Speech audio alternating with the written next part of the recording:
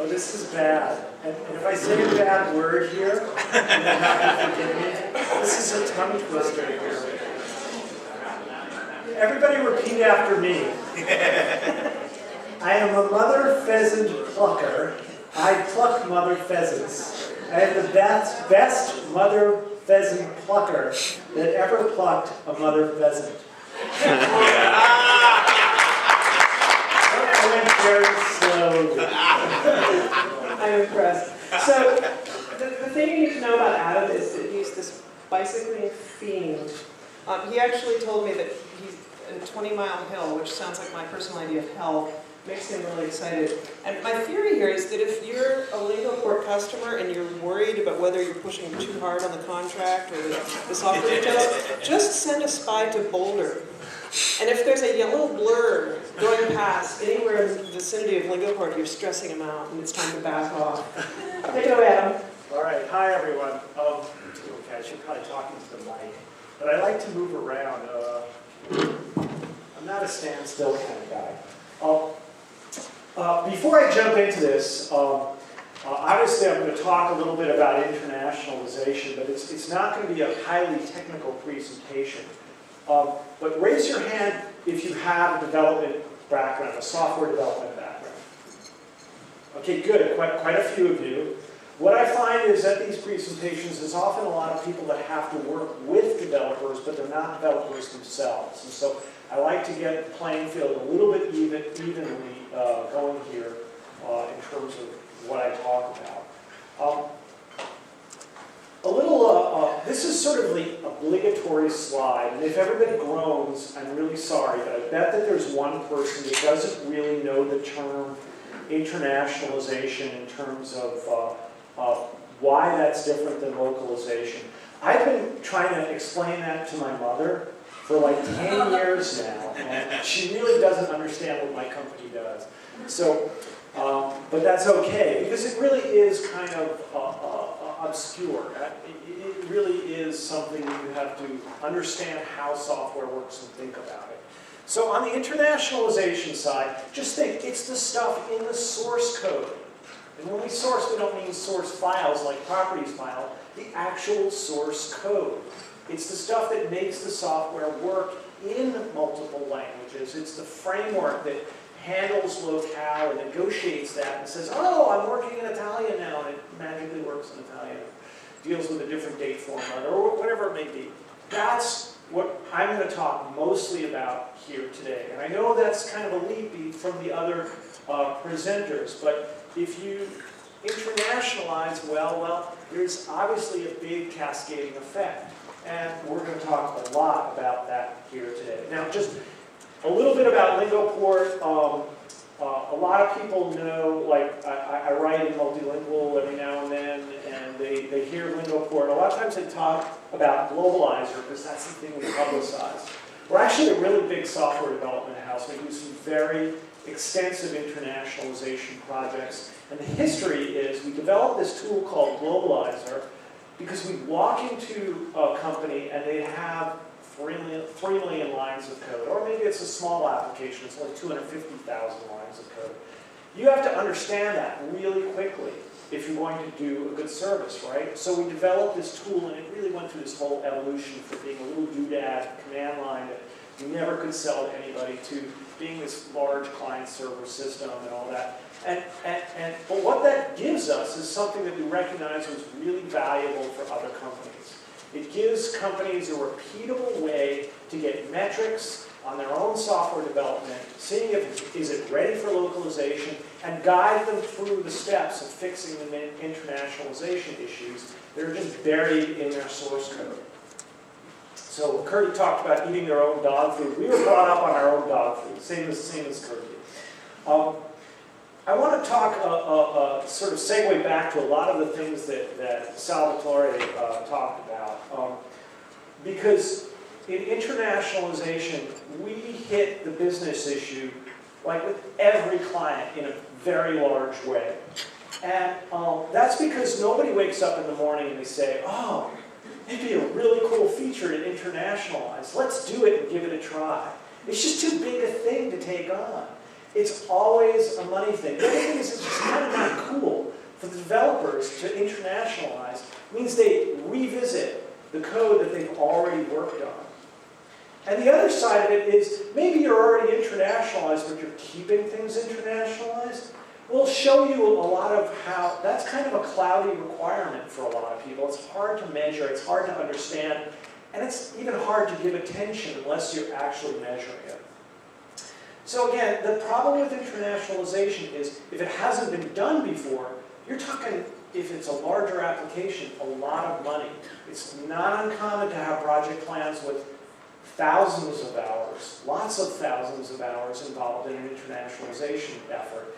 And so you have a choice. You can either add new features or you can internationalize. And so you need ways to bridge that gap. There's also a couple of different stakeholders. And I see in my business, a lot of people are talking to this person. And that person is really important. But the really sad truth is, this person can't say yes. This person can only say no. This person can say yes. On your left. I have trouble with that. So the point is that they both have their place, and their considerations are actually quite different. Here, the developer is thinking, oh, now I have another requirement. What's involved in this requirement? What do I got to do? And that's really important. The business person is thinking, how's this going to pay off? When do I get it? Did somebody sell something and now I have to fulfill a contract? Do I have a strategic initiative to expand my markets overseas with a localized product? Will that become more powerful for me? And that is a very different set of criteria, but it's really important, because if you want to get approved, you better make the person on your left there happy. Now that seems obvious, but I've asked people, I have some clients who are really, really good at this. And I've asked them, how come you get your projects approved all the time? And I had this very same conversation with a great contact of mine over at Cisco yesterday, and I'll share this with you. This person is not an executive vice president at Cisco, but I've watched him personally get funding of $250,000, even more, $500,000 in a matter of weeks. And I've never seen anybody able to produce that quickly. I asked him, I said, how do you do it? He said, I don't just put a number in my budget request. I put a number, a reason, and then the thing that nobody does is I put in the consequence. Why, if you don't give me this money, what it's going to cost you. And he does a really good job of that. And he gets everything approved. It's really quite remarkable. So I'm going to go back here. Engineering, in the engineering mindset, localization, I'm making a stereotype here, a generalization, but for many engineers, localization is somebody else's problem. All right, it's, yeah, I got to worry about it, but really the guys who own it are in localization. And that's actually sets up a difficult situation. First of all, there isn't often a lot of ownership of localization. You say, is it internationalized? Yes, that's often the answer. And then the next question is, how do you know? And there isn't really a good answer. Well, we ran a few tests. We loaded the database with some Unicode characters and it came out the other end and it didn't look bad. And you would never test your product like that. You just never do that. Most truly don't know the answer. The other thing is that you really have a lot of rapid development. Raise your hand if you're not some form of an agile shop these days. Nobody's raising their hand. The thing is that even if you're not truly agile, software is getting pushed out rather quickly these days. And so you always have this constant churn. You have these branches of code going on with new features. And so there's a lot of going on. And there is a management value in being able to confirm that your software is globally ready. That is worth a dollar number. Now when you think about it, the stock market's doing pretty well these days in comparison to a couple of years ago, particularly in the tech space. But if you look at the profit numbers, those profit numbers are not coming from the United States. The profits in corporate America are actually coming from new markets, from markets outside of the US. And that's really important. That's a really good trend for everybody here in the room. And it also means that it's time to put a lot of business practices around this, not just sort of saying, well, it went through the database. And there's an issue going on here, is that, okay, when we talk about internationalization, a lot of, you gotta pardon my really cheesy word artwork, but this is me doing this, but a lot of times everything for internationalization is thought of as that box all the way on the left, the one that's the display, because those are the user messages, that's the user interface. But that's not how software works. And sometimes it just takes a little bit of hand-holding and the developers get it. Oh, I'm now passing data. Maybe I'm passing a file path, a username, a password, a date, time configuration through a whole system. Every piece of software does this. It displays some information. You input it, you transform it in some way, you save it, you retrieve it, you compare it, you bring it back and you display it again. That's what software does. And by software, I mean even dynamic shopping sites. I mean, that line is blurred many, many years ago. And so when you talk internationalization, you're really talking about a whole architecture of things. How is information moving through your architecture? And if you don't actually adjust your architecture to properly support this, it's not really going to work. And you're going to run into stopping blocks. And we'll go over later in the presentation about what that costs. It actually has some numbers.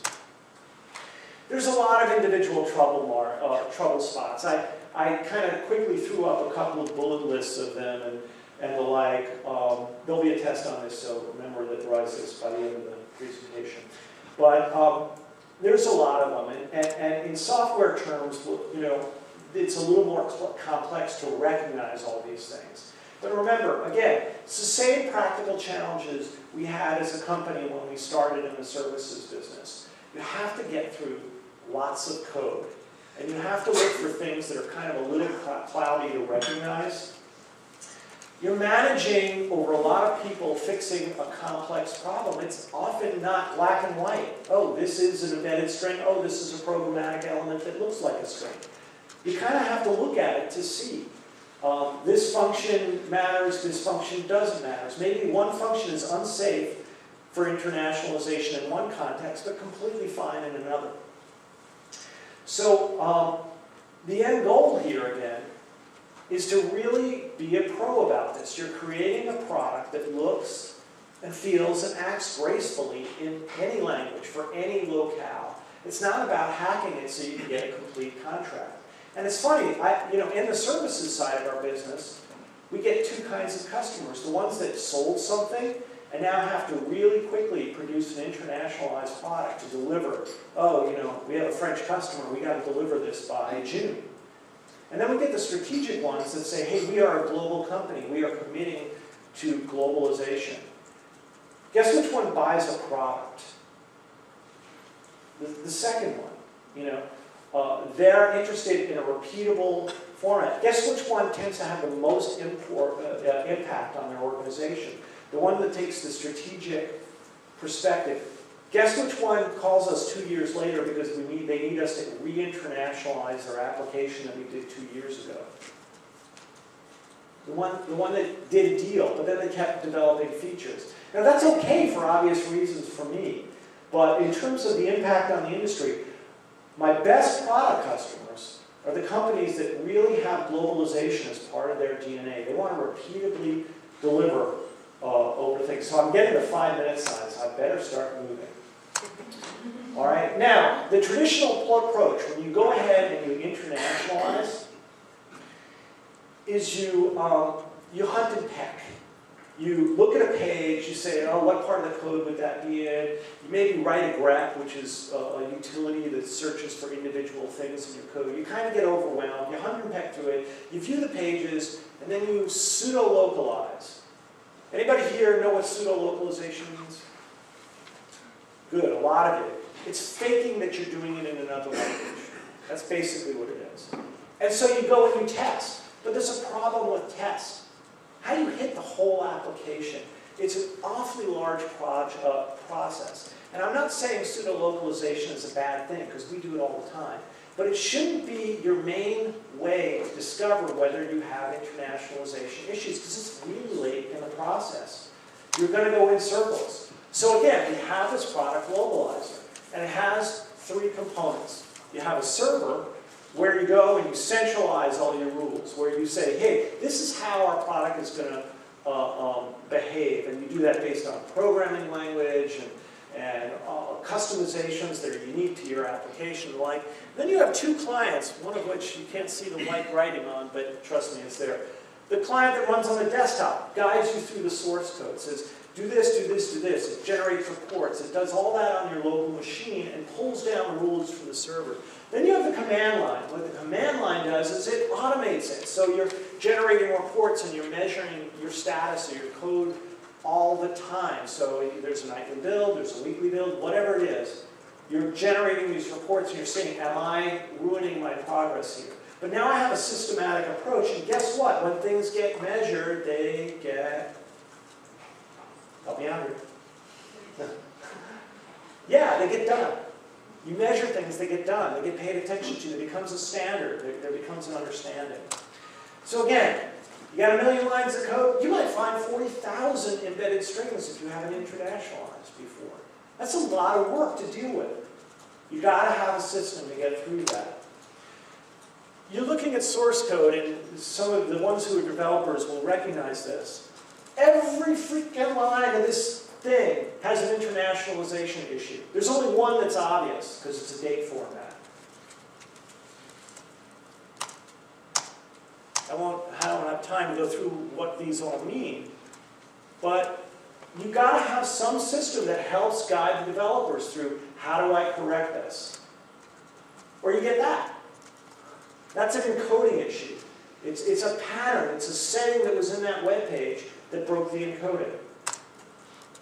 And again, you have release passes that you have to juggle. If you have it internationalized, you've got a choice. You can either add new features or you can internationalize. It's really hard to do both.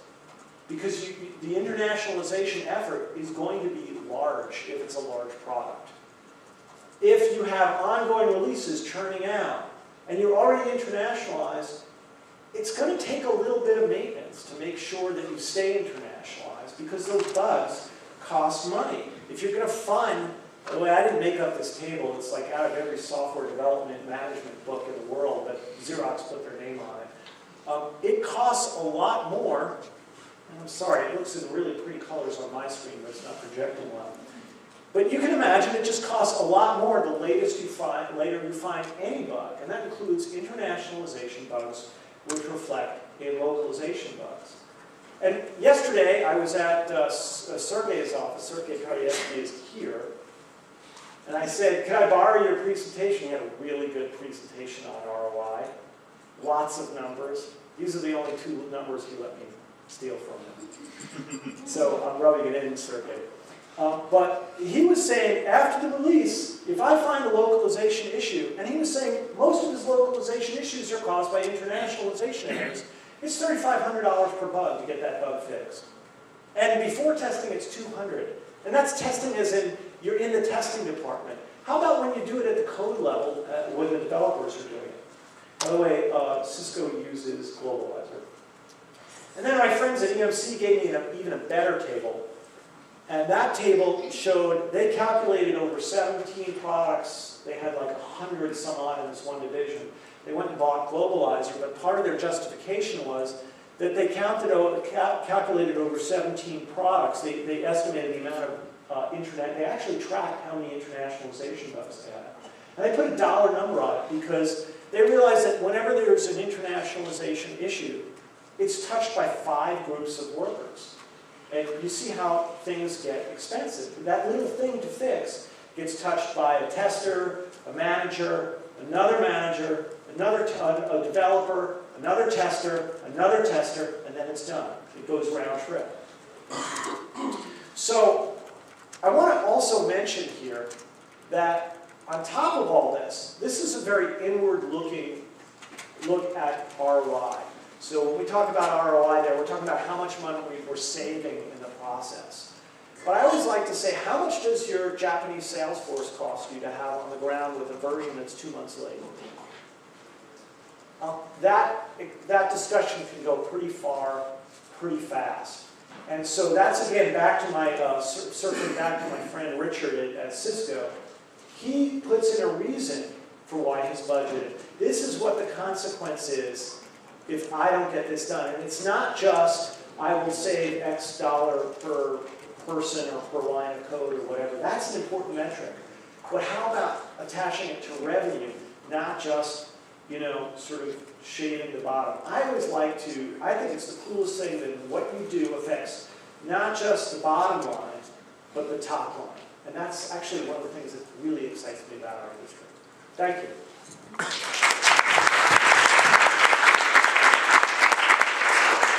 I always used to answer the questions about why is your localization budget costing so much with, well, how much do lawsuits cost?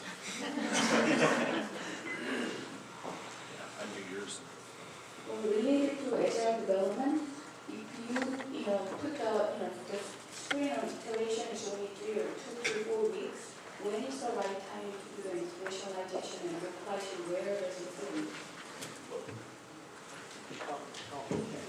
If you're, this is a great question. If you're in bunches of sprints and you're developing every 2-3 weeks, you're asking when does internationalization fall in? That's actually a really strong argument that it fits in right when you're writing the code. So I know what we do is we check it all the time. You know, even our own people, we check it all the time with globalizers. So if we're developing, we're always checking. And so the idea is to catch it early, not late.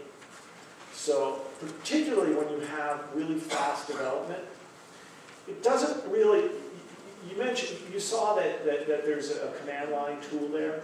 And that's really where a command line tool can shine. Because if you force every developer to open up Globalizer on their desktop and mess with it, they just won't do it. They have too much other to do. They have too many tools that they keep track of. The average developer's not going to do that. But you can keep a report, and that command line generates like a nice, reports in a whole bunch of formats, including Excel, and it's really easy to see. Oh, this is the issue. This is the part of the code it's from. This is the reason it was detected, all kinds of stuff like that. We'll be demoing this afternoon. You'll see that. The reports are extremely powerful. Yes, so is globalized localized in different languages? excuse me? The globalizer, the Boolean stuff, is it localized? It's not localized. Actually, you're really good for that. Yes, but there's a really good business case for that. As a matter of fact, one of the things we have a pseudo-localization module in Globalizer, and something I want to do this year is actually make it demoable to the customer. You point pseudo-judo is what the module is called, and you point that at Globalizer and voila. But the reason it's not localized is the very it's a business case issue. Our customers right now, we're still a pretty young company in terms of our product development. They're really focused here in the US, and we get to get away with the developers use English, but we will be going there, particularly as we launch in Europe. Anybody else? Yeah, I had just a quick comment on the question, when does internationalization fit in? I would actually argue that it fits into the architecture design phase, because that's where decisions about tools and all kinds of things are made that can ruin your whole internationalization effort. Elizabeth, I definitely. And actually, remember that bar chart that was like out of a project? That's the cheapest, most straightforward place to put your requirements, and that totally makes sense. That also goes back to like actually changing your organization, so that's part of the design consciousness of everything you do. I use the word consciousness. So actually you mentioned a couple of your customers are enterprise businesses like Cisco or EMC. Do you also serve the other verticals such as like customer-centric businesses, transportation, hospitality, e-commerce. The second question would be, you're talking about software architecture. So from, let's see, localization perspective, do you also use a SOAR, software-oriented architecture, part of the methodology, or it's different philosophy? Thank you.